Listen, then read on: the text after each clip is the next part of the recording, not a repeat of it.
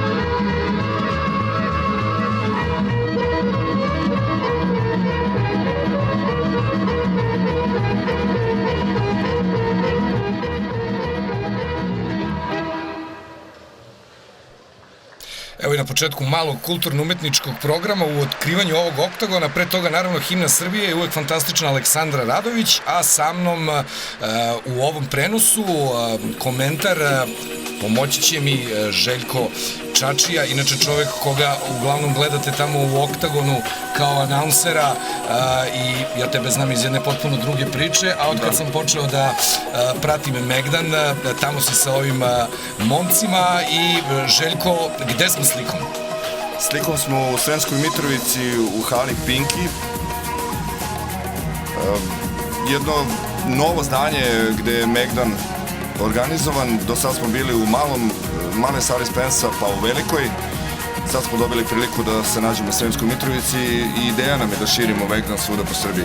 Ono što je super, ja i prošli put kad sam radio ovo za sport klub, ono što sam primetio generalno, organizacija zaista na onako jednom malo višoj lestvici nego što mi umemo da gledamo neke sportske događaje, sve vrhunski organizovano i stalno podižete negde tu lestvicu. Evo i ovde za ljude iz Sremske Mitrovice zaista pravi spektakl. Evo i tebe. Vidi styling, a? Teo sam da ti kažem od koga si od Zemlje Gruo ili od nekog drugog uzeo šajkaču. Kako se zovu, Tri poljupca hoću ja, onaj band, jel? Ako ih se sećam. Da, pa to je stilska kapa.